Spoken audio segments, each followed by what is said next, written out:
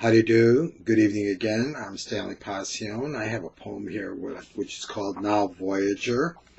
I've read already part 1. This is part 2 of the poem, of the self-same poem.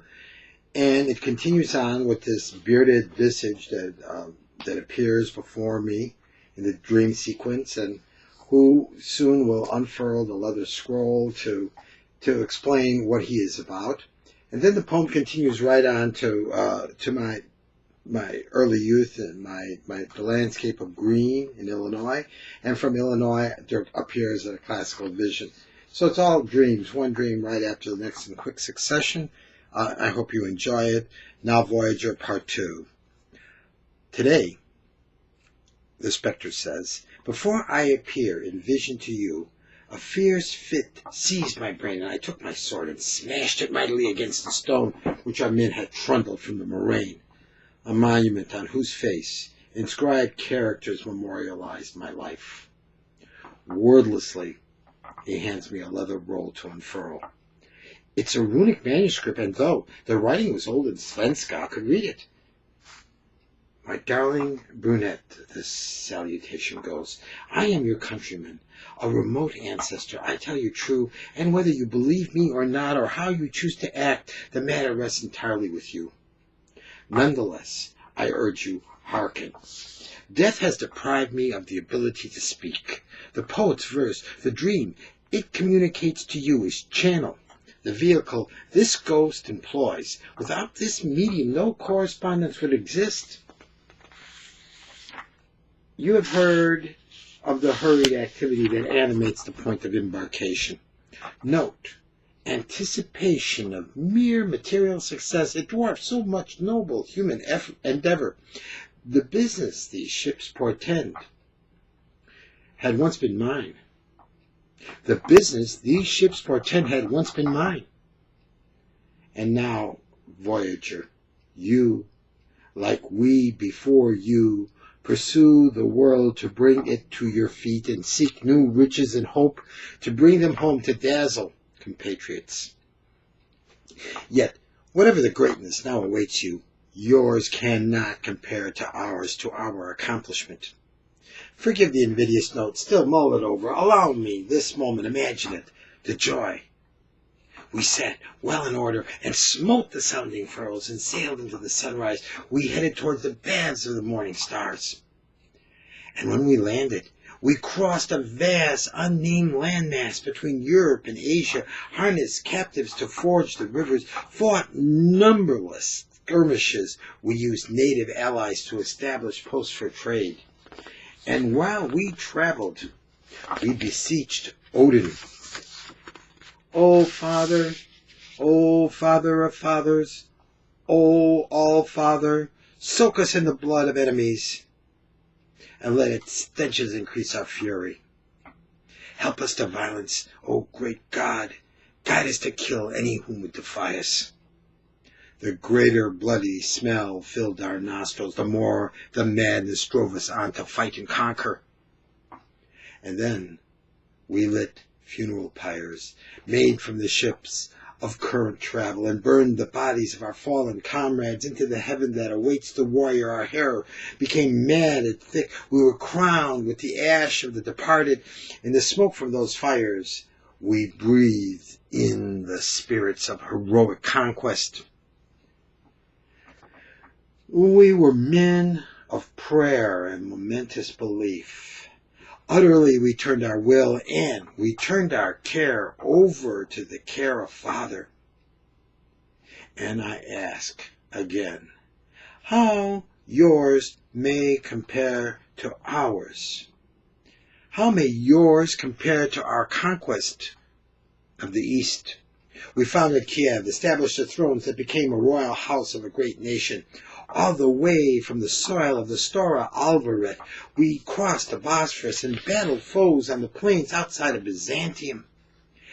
Our work was in the employ of Oriental emperors. We had vanquished the expanse of land. We ruled from Baltic to Black Sea.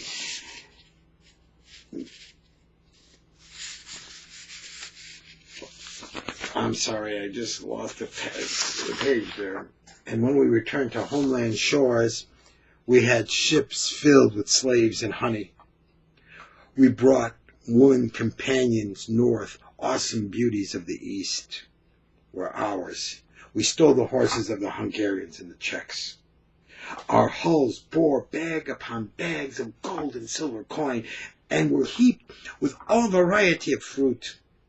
Our ships returned laden with pelts of fur for our winters. We returned home rich beyond measure. Now I am but a shade. Truly ghost of former self. No one need tell me how great the event, how the gravestone script commemorates the immortality of your ancestors' deeds and mine. Yet nothing matches the warmth, the memory.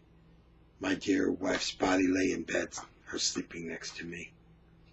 Once, and now so many years ago, I happened upon my wife while she lifted our son to seat him on the front plank of an ox cart parked in the front of our home. I must convey that there be more lasting memory and real worth for me in the way dappled sunlight had illuminated my son's head than is upon all the ruins in the homeland today. Our paths emerge for a while, then close forever within a dream. Time cuts us a length so short, only the moment may be savored, all else vanity. And once we recognize the transitory, the fleetingness of all we savor, we may seize the instants and know treasure. I am a shade. My victories mean nothing. Were I only able to spend an hour more in bed with my beloved, if I could only bear again my living witness to sunlight across treetops at the height of day. If only it possible to play, to tumble, to crawl along with my toddler son, were we to have opportunity for knees and hands upon this earth once more. Goodbye, sweet woman, goodbye. Farewell, farewell. Remember me. He vanishes. The dreamscape turns green, and the color now before me matches the color, the verdant, the summer green of those preserves of forests that stretched for mile upon mile along the river displaying, the green that equals the color, the wood, the forest, which circles the cemetery stone, the burial ground of the Chippewa chief whose bravery saved the Paleskins at Fort Dearborn. The green is the color of the burial plot, the Indian burial ground where I played in my youth, and out from this world of green voices declare, go slowly, my lovely moon, go slowly. Time chases upon our heels. Before long it quickens its pace to furious gallop. All earthly stores succumb to this onslaught. In a wisp, like the languages of our monuments, we cease, and we are remembered no more. And over against the screen a spectral chorus appears, and from amongst the ensemble a single ghost figure steps to the fore and says, I am here to repeat ancient wisdom. What do I care what the joyless say? They should get lost, all of them. Once our tiny light, our tiny brief light, is pinched out, there be no night like that everlasting night, when earth it replaces heaven. So let's kiss, and let's kiss again. Let's kiss 1,000 times, and then let's do it all over again. Those kisses. How many? How many? How many, you say? Let's not number our kisses. There are people with evil eyes, workers of black magic, who would wish to bewitch us.